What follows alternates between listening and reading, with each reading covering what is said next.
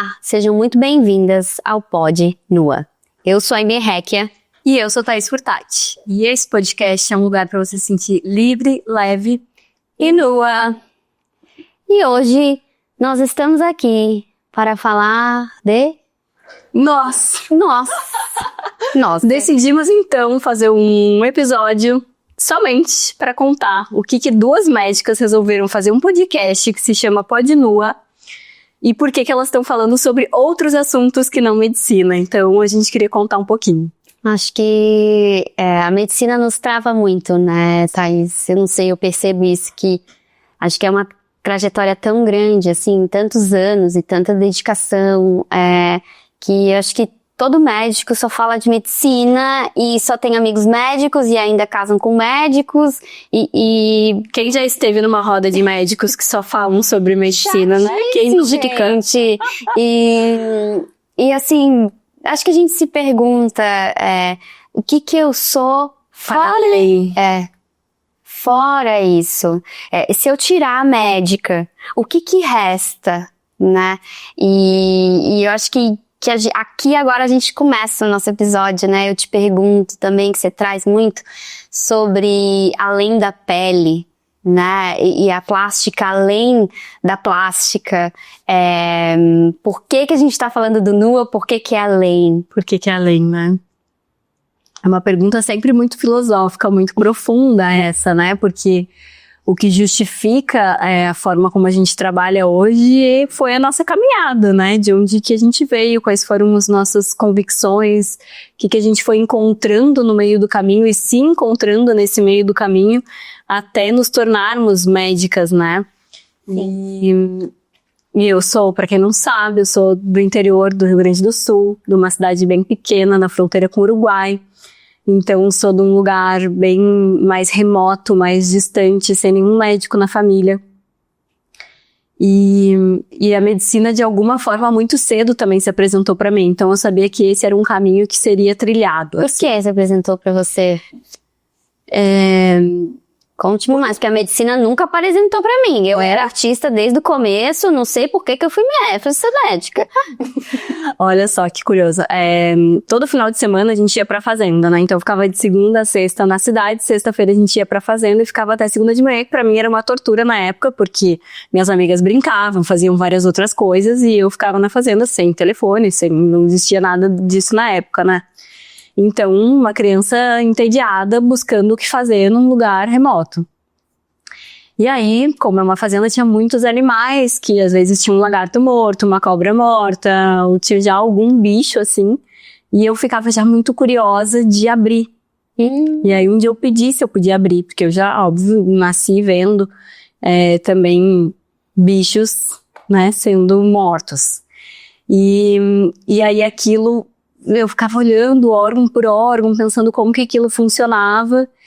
E aí, logo depois, vinham outras brincadeiras que tinha uma mesa de janta, assim, e um coisa de vidro, assim, um abajur de vidro, uma luminária. E era a minha mesa cirúrgica, que daí eu já imaginava como que eu iria operar um ser humano. Isso com 5 anos. Exatamente.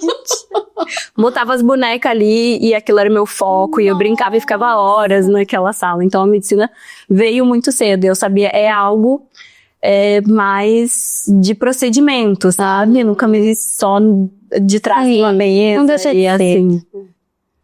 Exato, então na trajetória da medicina eu achei que eu ficaria muito no centro cirúrgico, não queria ser cirurgiã também por uma questão de escolha de vida, daí já numa escolha mais consciente, queria fazer anestésio, mas depois acabei, a dermatologia se apresentou para mim e aí essa possibilidade também dos procedimentos e de ser uma cirurgia minimamente invasiva, uma cirurgia menor, mas que tinha essa mesa, esse foco, isso que se apresentou muito cedo na minha vida.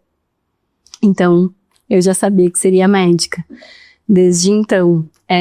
E ao mesmo tempo, eu sentia uma necessidade de sair, né? Eu sempre quis muito sair dessa cidade e conhecer o mundo, eu tinha uma curiosidade, sempre fui muito curiosa, muito criativa.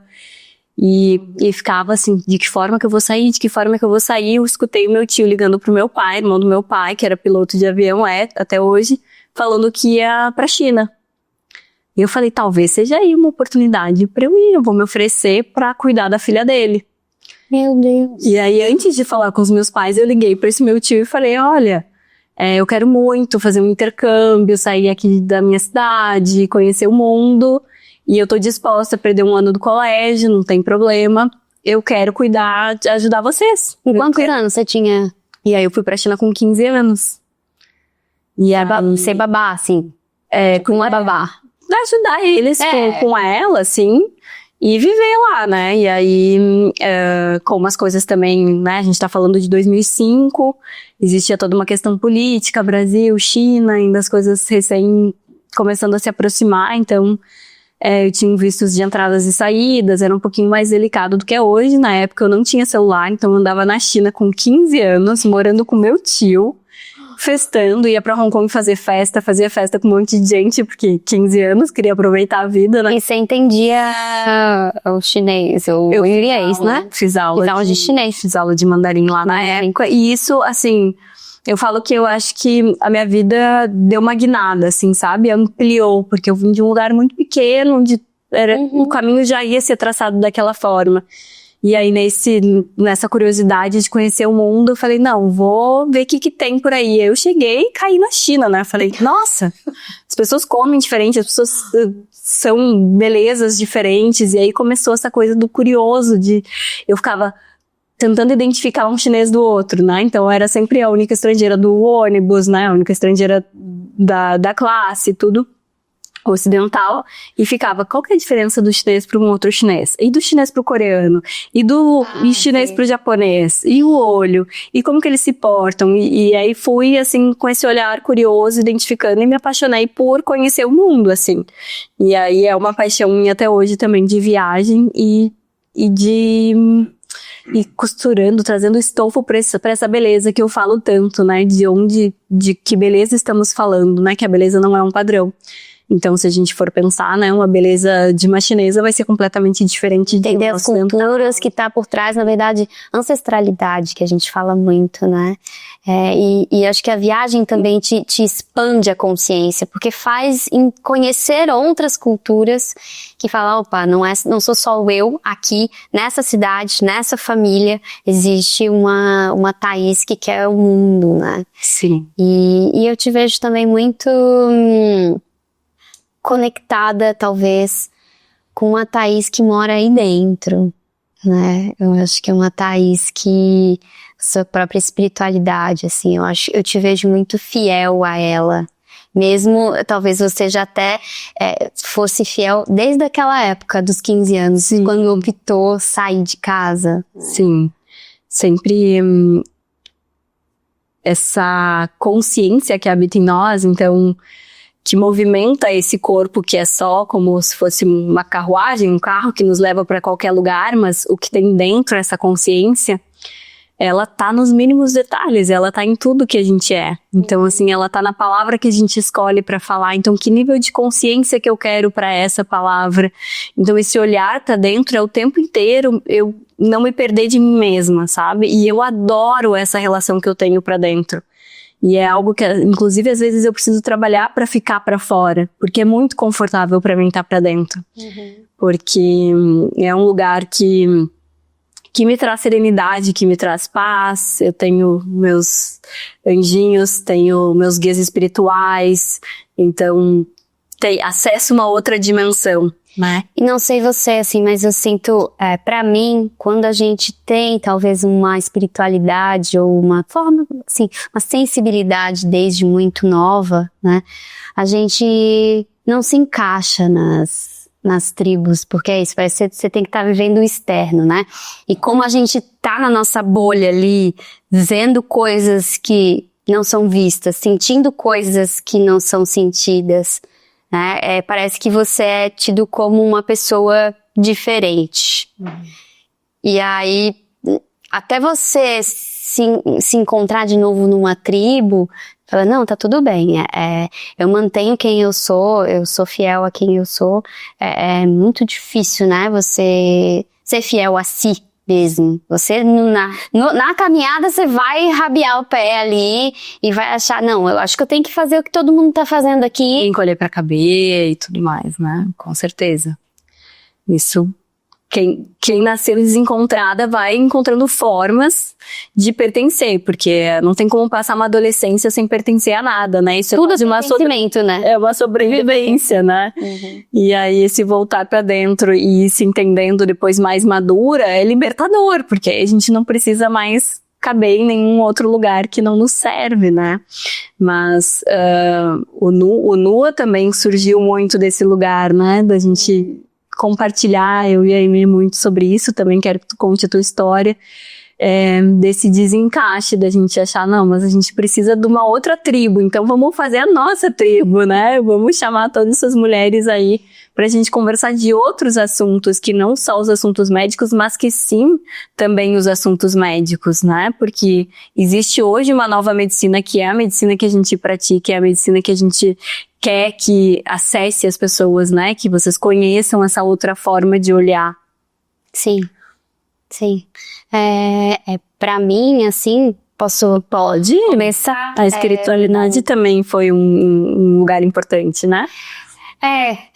Na verdade, eu venho dessa família que tem uma avó benzedeira, tem a outra avó extremamente católica, mas tem algo na família paterna ali de uma bisa que tinham altos níveis de mediunidade, era tida como louca, né?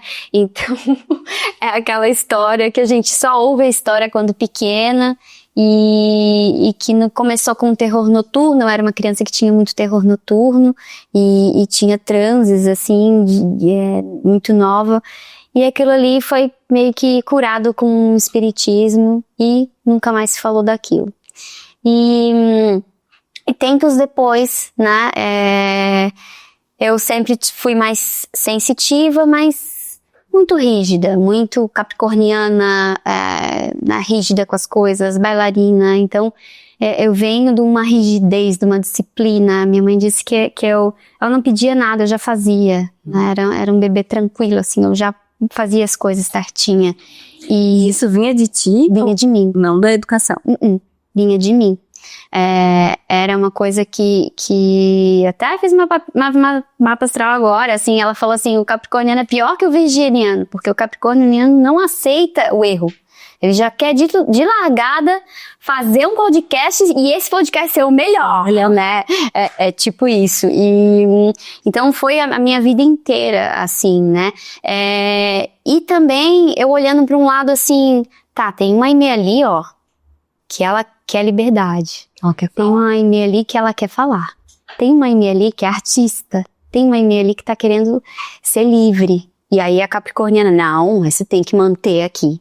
Então, vamos lá, vamos ser médica, né? Você não pode ser artista, você tem que ser a médica. Você tem que estudar. Você tem que tirar melhores notas. Tirar as melhores notas. Meus pais nunca cobraram nada, né? Você tem que fazer, e fazer muito bem feito. E aí eu fui para um lugar ainda totalmente desconexo, né? Porque também muito é sobre o outro, né? Eu tenho que ser bem vista pelo outro, eu tenho que ser boa o suficiente para o outro ver, eu tenho que manter uma forma, né? O balé também me cobrou um corpo, né? Para o outro me aceitar. Então, eu era super querida pro outro, né? E eu fui para um lugar muito desconectado, né? E aí ainda veio a medicina com a cirurgia, que é um lugar também que eu tenho que provar que eu sou boa. Bastante opressor, né? Muito opressor. Então, na residência da cirurgia geral, não entra mulher aqui, né? Fui para um lugar que realmente o chefe não queria mulheres. E deixava isso claro, né? Deixava isso claro. Mas eu deixava isso claro. E entraram 3 mulheres e 1 homem, né? No teu ano? No meu ano. Sorte a nossa que a gente conseguiu fazer uma grande tribo de mulheres, assim, e para tornar mais fácil, porque ali eu criei mais uma armadura, né? De você é a boa aqui, você é a melhor. De fato, foram as 3, acho que as 3 melhores residentes daquele hospital, né? Mas a custas pesado, sabe? O chefe jogava pinça na parede, falava, vocês não servem pra nada, vocês não sabem nem segurar uma pinça. Eu escutei uma vez de um chefe, que isso é até uma piada, virou uma piada de tão opressor que foi. Ele falou, eu tava auxiliando na cirurgia, que é quem fica, tem o cirurgião principal e tu só auxilia, que é cortar e ajudar ele. Ele falou, isso é um contra-auxílio. E assim, pô, você tá fazendo o seu melhor ali, né? Enfim, a residência é esse lugar opressor. E quando você decide fazer cirurgia geral, que é um lugar totalmente masculino, você ouve muitas coisas, né? Ah, você não vai dar conta de chegar até o final. Cirurgia? Não, cirurgia é muito masculina. Ficar muito tempo em pé. Não, isso não é pra mulher. Hoje, com a maturidade que eu tenho hoje, eu entendo que é puxado, é pesado, é difícil. Tudo isso, né? Uma mulher cirurgiã, sim, ela tem que equilibrar muitos pratinhos para dar certo. Mas ali, naquele universo da cirurgia geral, eu mais uma vez botei mais uma armadura e sim, eu dei conta. Mas até que ponto é esse dar conta, né? E aí fui pra plástica, que, de certa forma, pegava o meu lado artista veio, né? E um pouco do feminino, né? E um pouco do feminino, mulheres, né? Mas aí, eu também me vi totalmente desconectada, mais ainda desconectada. Corpo, corpo, corpo, imagem, imagem, imagem. Cirurgião plástico de renome é aquele que viaja muito, usa um cinto com uma marca deste tamanho, né? A gente fala que os homens ainda usam aquelas calças apertadas e os sapatos bonitos sem meia, porque o chique é sem meia, é aquela calça entalada, né? E eu, né? Não, tá, beleza, fazia tudo direitinho. Até que essa minha disciplina e seguir a medicina super tradicional, né, baseada em evidências, e é isso, essa é a medicina que eu estudo, que eu sei. Ali, entrar no meio da plástica, eu já tô num relacionamento há muito tempo, a gente recebe um diagnóstico, sem saber, as meias cegas, as sombras, né, que o meu parceiro de vida, assim, estaria com uma doença degenerativa, né? E caiu um mundo, né? Caiu um mundo ali e vamos atrás. E procura médico, e vai médico, e 5 médicos, 6 médicos, e não sei o quê. E todos os médicos falavam a mesma coisa. Nós não fechamos critério. Nós temos que fechar o critério A, B, C, D, E, né? E o dele só tem o A. Então, a gente não consegue fechar. Espera mais um pouco. Quem sabe ele tem uma próxima crise. E aí a gente se tira do lugar de médica, né? E coloca como paciente. Se você cai no mundo, né? Calma aí. Cadê a minha medicina tradicional, baseada em evidências, mil tratamentos? Cadê meu tratamento agora? Né? Então, na época, a gente não sabia se era uma esclerose múltipla ou não. E aí, a minha mãe, muito sábia e muito mística e muito conectada, assim. Mas calma lá, tem um outro lado, né? E na época, a gente foi a São Paulo, um médico chamado Cícero Coimbra, né? E vimos um tratamento com vitamina D em altas doses. Protocolo Coimbra. E aquilo ali, o meu lado médica tradicional, que picaretagem, né? Mas é isso que eu tenho. E começamos, né? E começamos todo mundo, né? Porque aí todo mundo entra junto e deu certo, sabe? Funcionou.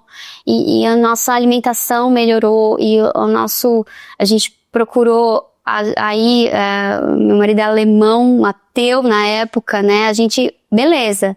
Eu sempre era a jovem mística do incenso, né? Sim. Mas vindo de uma família de benzedeiros, muito, né? Você tem ali um quesinho. Liberdade pra ser, né? Já tenho liberdade pra ser, eu já posso ser, eu já posso falar de espíritos por aqui. Não vou ser tida como louca, né? Mas ali, ele quis buscar. a espiritualidade. Então, por isso que eu acho que a dor, tu tem duas opções na dor. Ou você te catapulta pra cima com a dor, ou você estagna e paralisa. E a minha opção sempre foi catapultar, né? Eu acho que a dor vem pra gente realmente aprender. A terra vem pra gente... isso aqui não é de Deus, né? Isso aqui é muito difícil. Então, ali a gente... Na verdade, estamos aqui pra viver essas dificuldades e pra gente ver de que forma que a gente se sai. Senão a vida vai apresentar de novo, né? Exato. De novo, a gente precisa resgatar. Então, que a gente aprenda da primeira vez. Mas tudo bem, senão a gente vai na segunda e na terceira, né? Sim, e na quarta. E tem gente hoje ainda na quinta, na sexta. Infinito. E não sabe, né? Então, ali, a gente entrou com... Era pandemia? Isso é recente. Muito. Assim, 5 anos. Que época de pandemia entrou num limite de espaço. Mas foi um mergulho, assim, na espiritualidade e virou os dois jovens místicos, assim. Tá. Jovens místicos.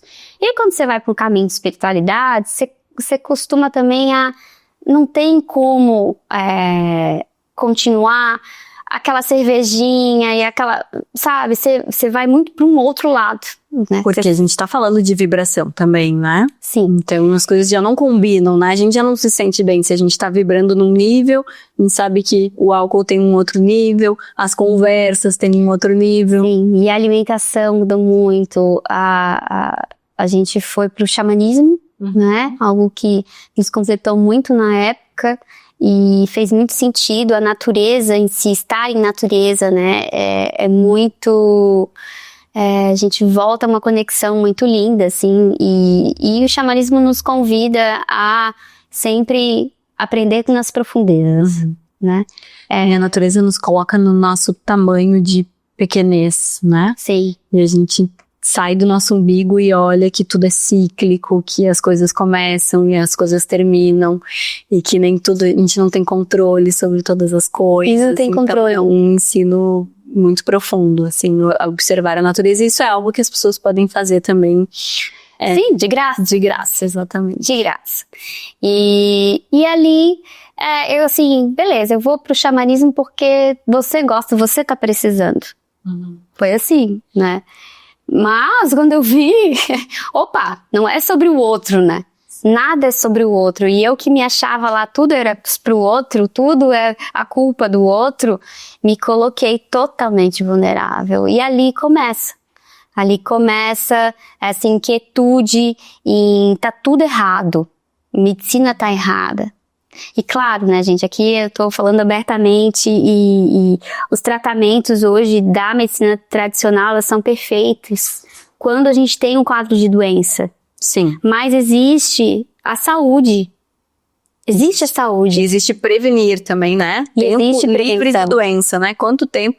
Para hoje é mais interessante eu ficar mais tempo livre de doença do que eu descobrir uma doença e tratá-la, né? Então a gente tá num outro momento da medicina. Eu não sei o que você acha, né, Thaís, mas é muito, pra muita gente, é muito confortável estar doente.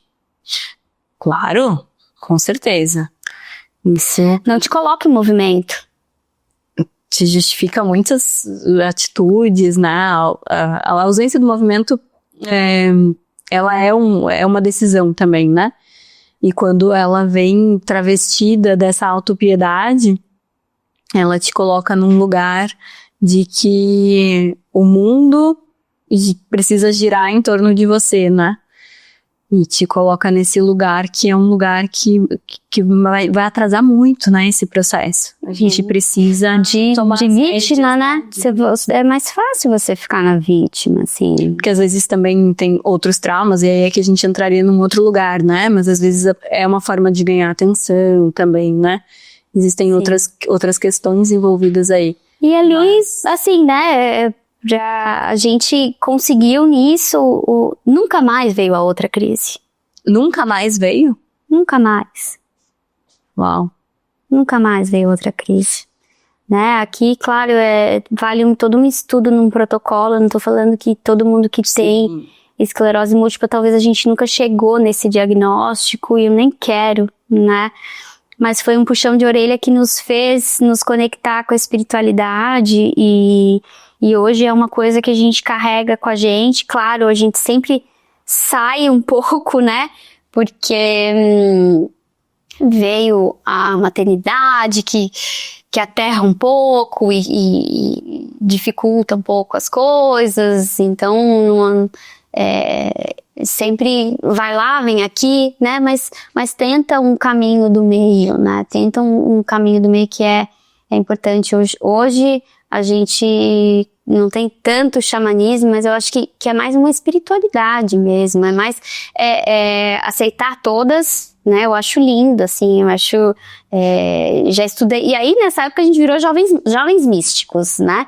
Que eu também acho que não é muito um lugar legal, a gente tem que sempre atentar a não ficar naquela, o outro veio com uma energia negativa, o outro não sei o que feita, né? O novo, agora é isso, agora é Teta Healing, agora é aqui, agora é e tudo é culpa das energias, nada é minha, né? Tudo a energia tá densa, não sei o que, eu não vou ali porque o fulano tá ruim, tá com a energia densa. Tem que viver isso aqui também, tem que viver a realidade, tem que ter esse meio termo, né?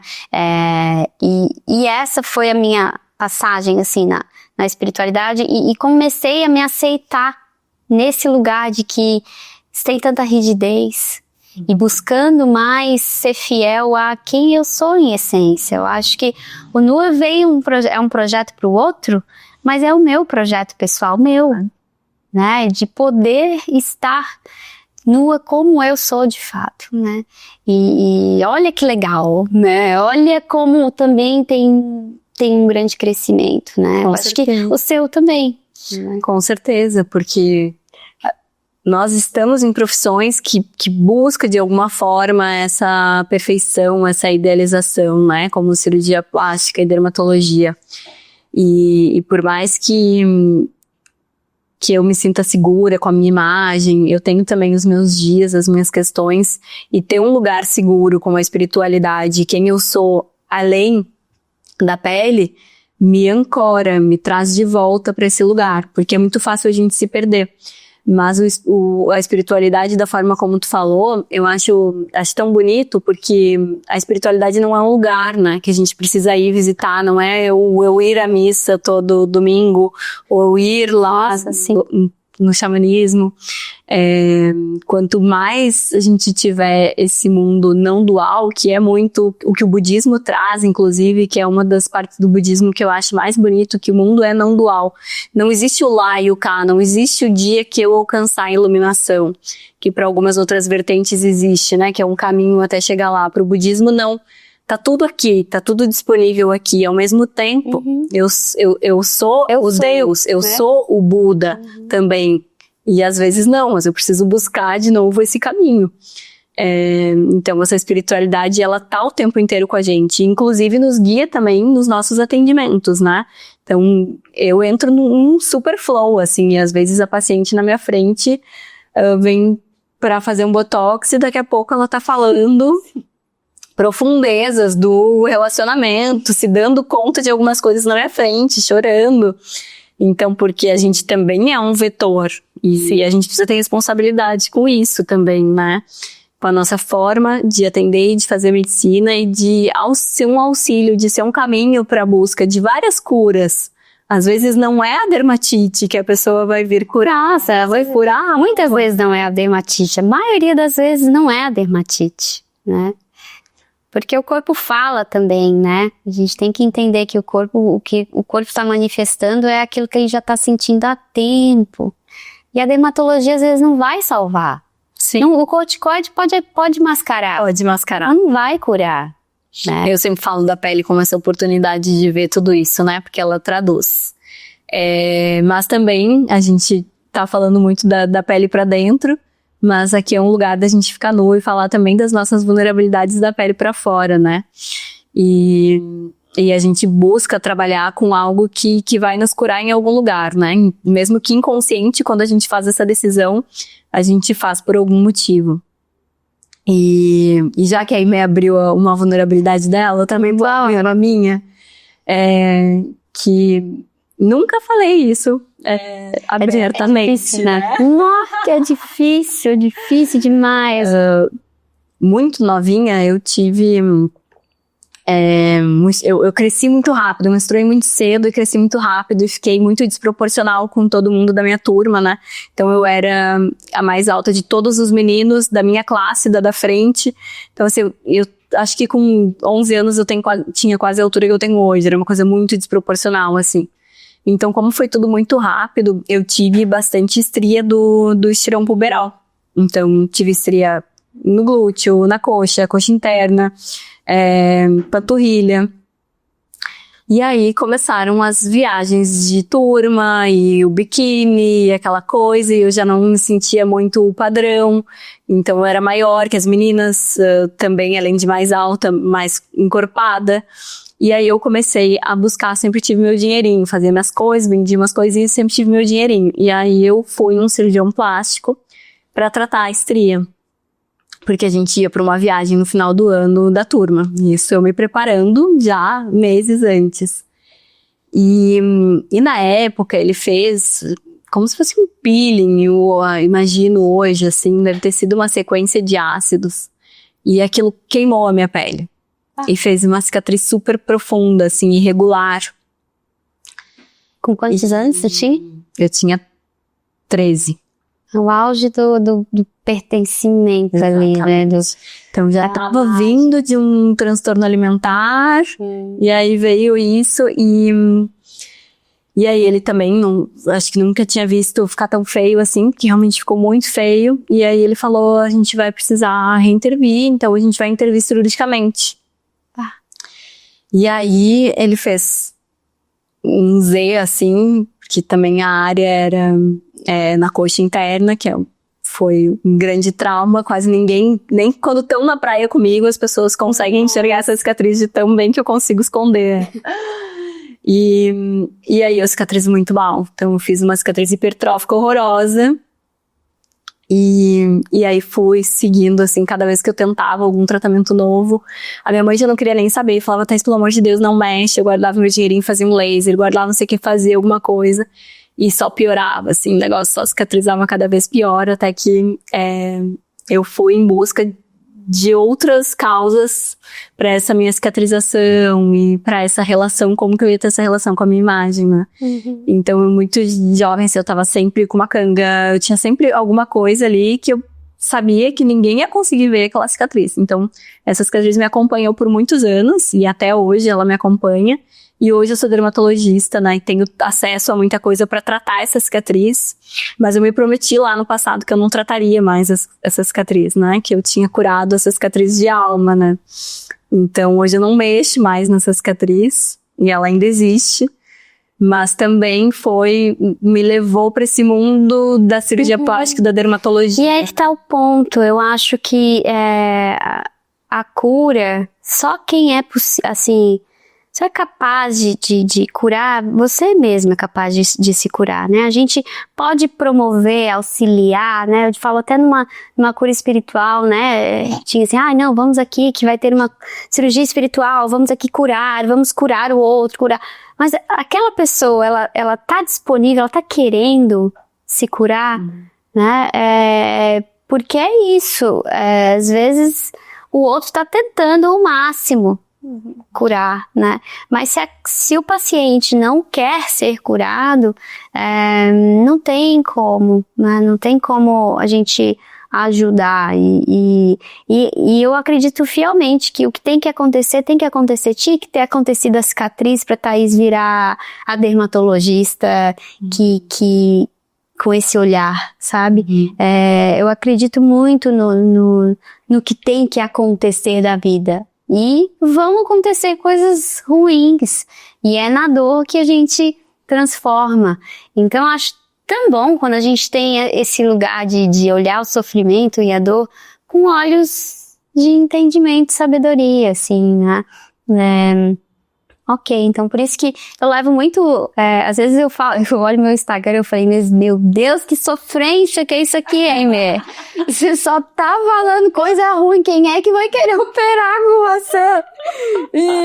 Para de ser tão profunda, mas eu não consigo. Eu acho que é lindo a transformação. E por outro lado, uma paciente vira pra mim e fala assim, Inê, desde que a gente operou, eu mudei isso, mudei aquilo, não sei o que, fiz, refiz, vi, ou desde a nossa primeira consulta eu fiz aquilo outro. E é isso, eu acho as transformações mais lindas do que aquela coisa linda e perfeita, mais né? Eu acho lindo, assim, é ver a beleza no miserável. Sim. Né? Acho que é isso, assim. E aí, peguei aqui um trecho que você contou também sobre, vamos falar de corpo, né? Transtornos alimentares, que você falou o gancho ali, eu também venho de um lado do balé, né? E o que esse corpo representa hoje, você grávida, eu com a Serena de 1 ano e 3 também já visitei esse lugar.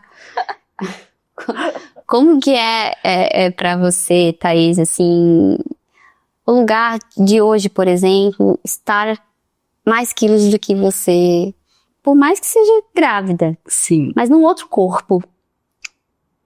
Bem desafiador. Isso que eu posso te dizer, assim, o meu transtorno, ele sempre foi bastante ligado também ao número da balança.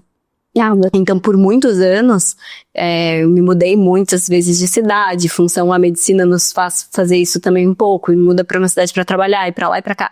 Então, eu tô falando de algo que começou lá atrás, e recentemente, eu acho que as minhas 2 últimas mudanças que vêm desde a pandemia, é que eu me libertei da balança, que era uma das primeiras coisas que iam na mudança.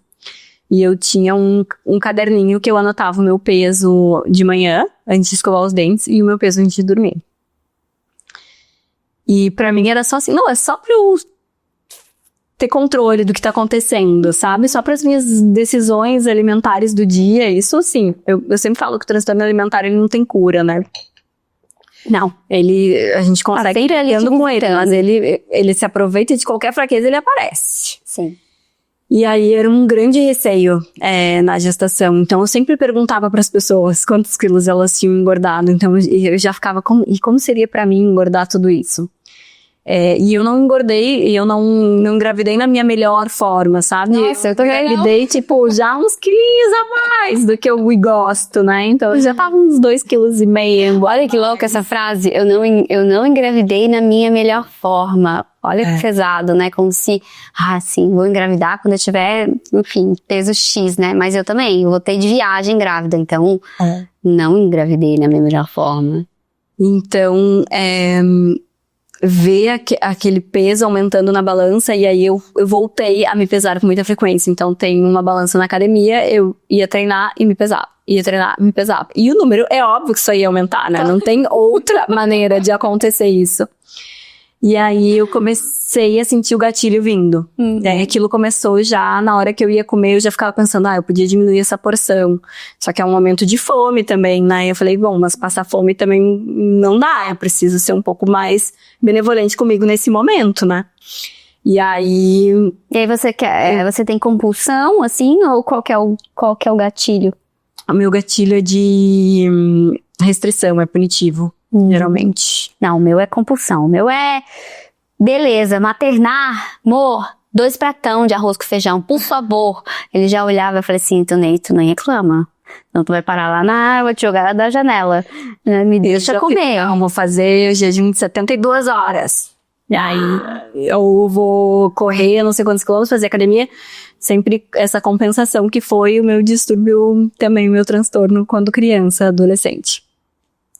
E aí, até que eu cheguei nos quase 10 quilos. Hoje já devo ter passado. Mas quando aquilo, assim... Primeiro que passaram dos 60 quilos, eu nunca tinha passado 60 quilos na minha vida. Ver aquele número já foi, assim, já me machucou, assim, sabe? Eu falei, por que me machuca tanto? Eu tô grávida, né? Tá tudo bem, eu vou aumentar.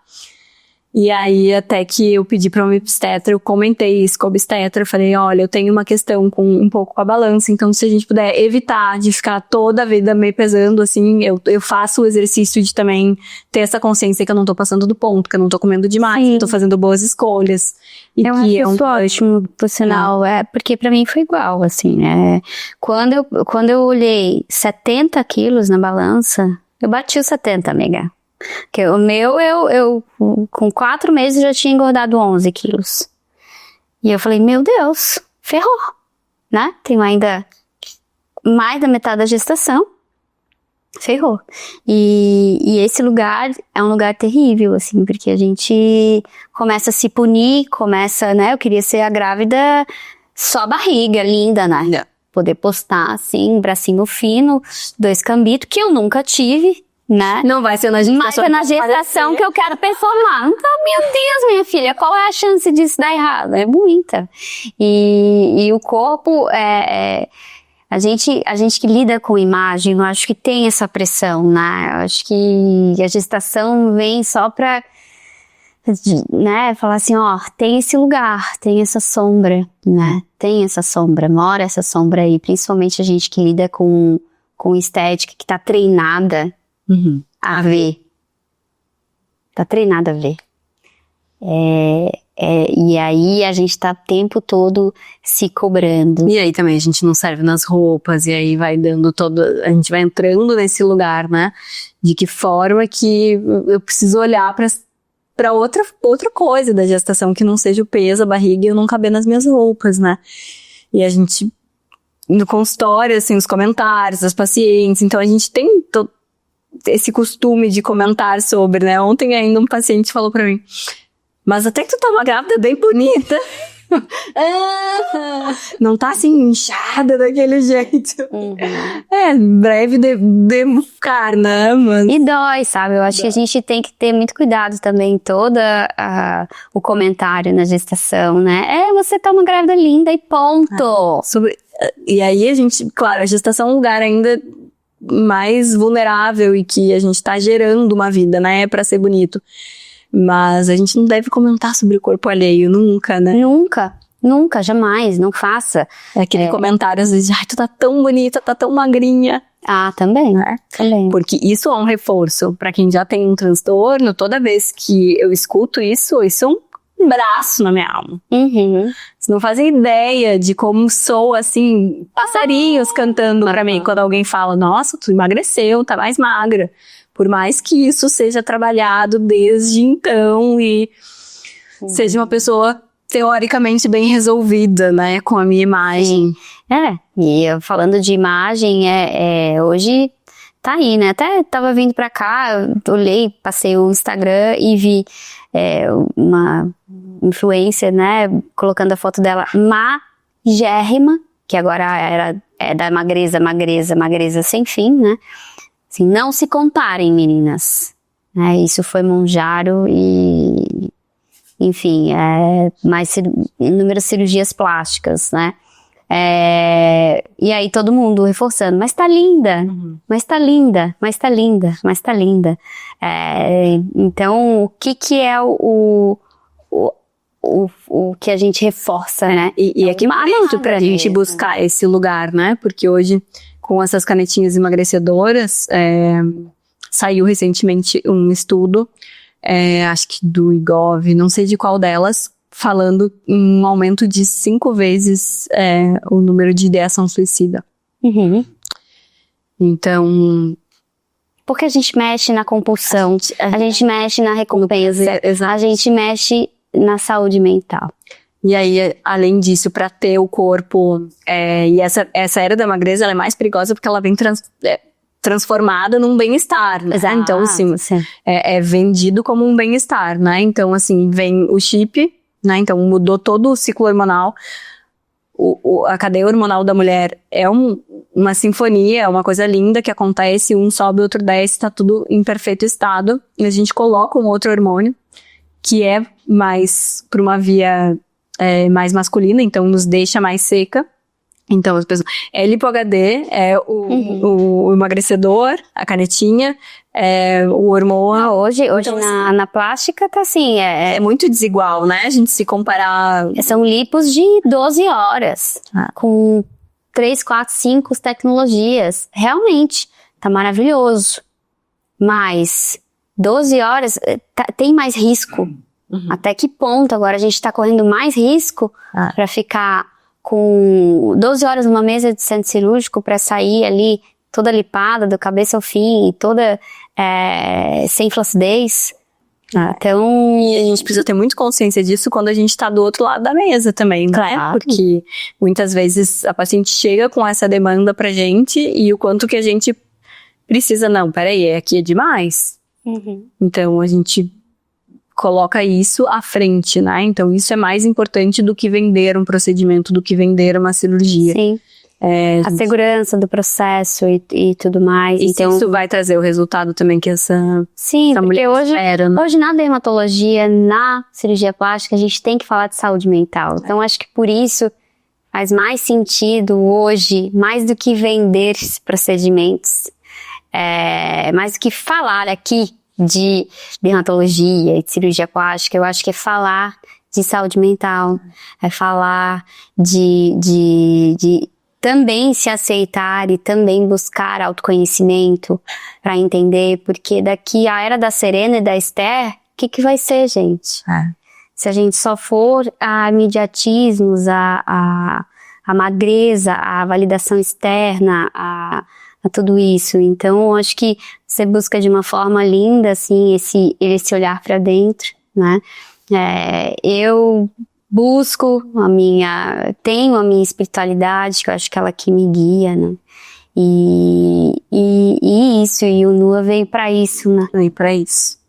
E acho importante também a gente mencionar, Aimee, sobre a naturalidade nessa história toda, né? Porque a nossa forma de trabalho é buscando sempre essa naturalidade, então trazendo a queixa do paciente, do que ela gostaria de melhorar e identificando o que é o mínimo que a gente precisa para fazer de intervenção, né? Mas muitas vezes o nosso olhar ele tá tão viciado num padrão de beleza que tá na rede social o dia inteiro, que quando a gente mostra um resultado natural, o paciente falou, eu queria o natural, mas achei que foi pouco, quero mais.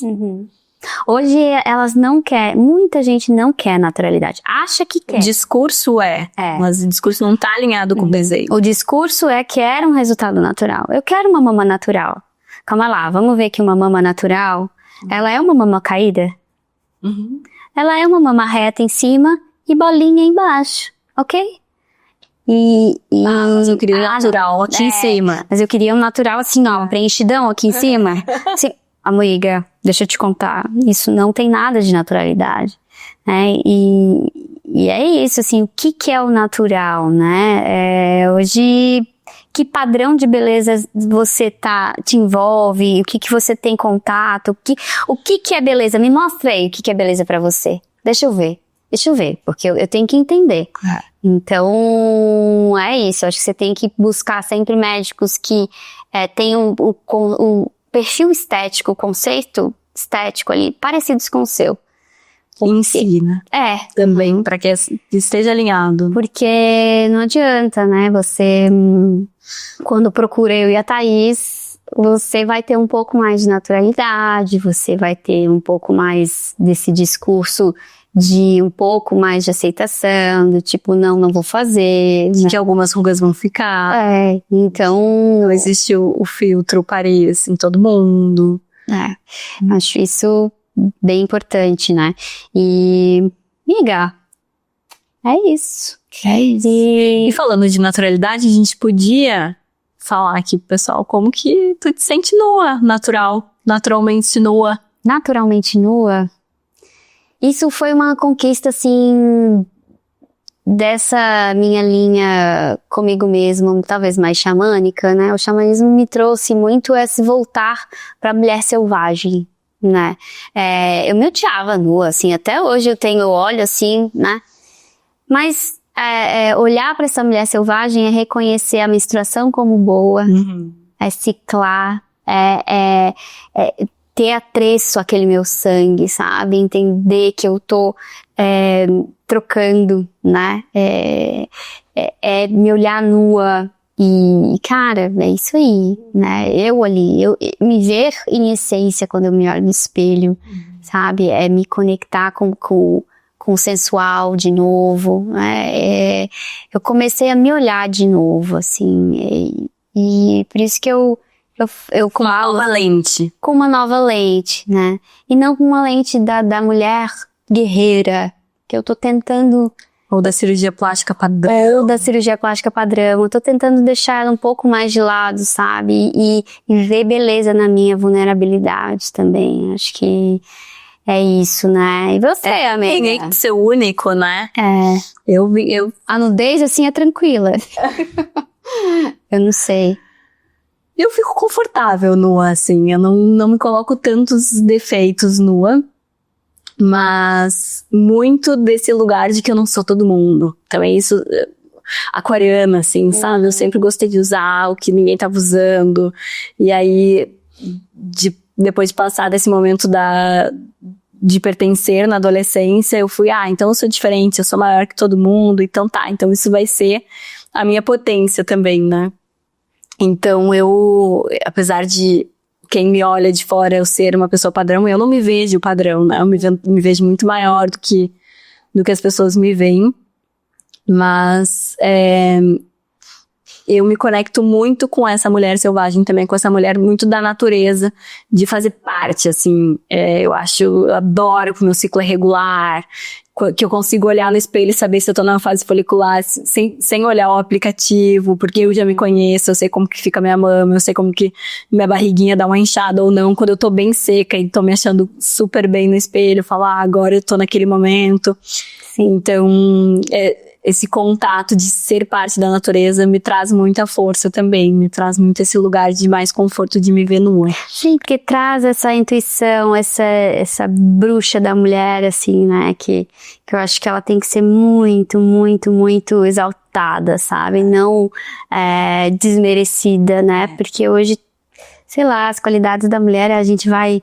Ai, não, aquela ali, né, é louca, né? Que é muito o que a gente quer fazer com Lua, né? Então, por isso que a gente trouxe também tantos temas do universo feminino. Sim. Para que a gente consiga trazer potência em cada uma das áreas, né? Para que as mulheres também se fortaleçam, para que isso vire uma rede, para que vire uma tribo. Uhum. E que a gente fale de vulnerabilidade, fale de beleza, fale de procedimento, apesar de parecer tudo uma grande loucura e paradoxal. Faz sentido na nossa cabeça. A nossa cabeça, eu acho que assim, eu já pensei assim, meu Deus, será que eu sou louca? Assim, todo mundo já pensou, né? Será que eu sou louca? Eu tô querendo falar de aceitação, mas cirurgia plástica, meu Deus, isso tem conexão. E tem, gente, tem, né? Tem esse lugar. E é isso, acho que eu fico muito feliz com o episódio de hoje, né? Eu acho que ele resume muito, assim, quem a gente é e o que a gente tá buscando. E você tem aí pra terminar uma dica sua? Uma dica. Olha, seguindo esse tema que a gente tá, tem uma dica do O Mito da Beleza, da Naomi Wolf, que é um livro, que ela traz um pouco desse feminismo, de várias ondas do feminismo e de entender nas nuances o quanto o corpo feminino, muitas vezes, ele é uma palavra que já tá mais batido, objetificado, mas também controlado, sem que a gente perceba. E é um livro mais denso, assim, um pouco... Ela traz muitos números, mas ela também traz a visão das mulheres que começaram, sabe? Uhum. E foram passando o bastão, e agora o bastão tá na nossa mão. Então eu acho que é importante a gente entender de onde que veio esse movimento e como que a gente vai dar continuidade para que realmente a mulher alcance todos os espaços que ela deseja. Sim, sim. E tu? Eu acho que mulheres correm com lobos. Também tem tudo a ver. Tem tudo a ver, né? Eu acho que a Clarice traz, assim, muita essa conexão, né? Da intuição, dessa fidelidade que a gente tem que ter à mulher selvagem mesmo, que mora dentro da gente, né? E ainda entender que tudo é sobre mim, né? Tudo que eu vivo aqui, o que a Thaís representa na Ainê, né? Quem que a Ainê é ali, né? Tudo em espelho, né?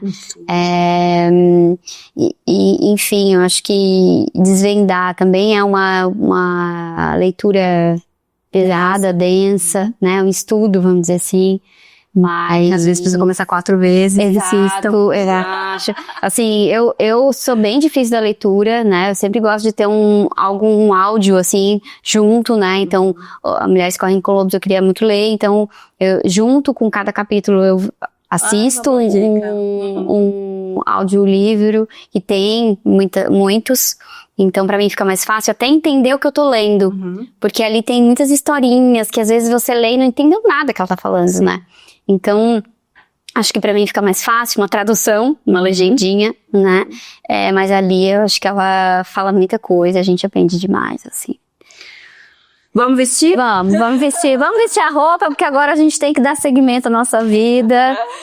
Precisamos finalizar esse episódio maravilhoso, que acho que foi bem como a gente imaginou, né? A gente meio sem roteiro, a gente abrir nossos corações aqui, trazer nossas vulnerabilidades para que também vocês se conectem com o Nua da forma como a gente imagina que ele pode alcançar tantas mulheres aí. Sim, e pra você que não segue o Nua, né, o @podnua, segue lá no Instagram. A gente tem também o Spotify, tem no YouTube, tudo tá no link da bio, né, no Instagram, vocês podem achar por ali, né? E a gente agradece também os nossos patrocinadores, da Grati e Gabi Aviaras, que estão com a gente nesse projeto. Obrigada, gente. Obrigada pela companhia. Até o próximo, Pode Nua.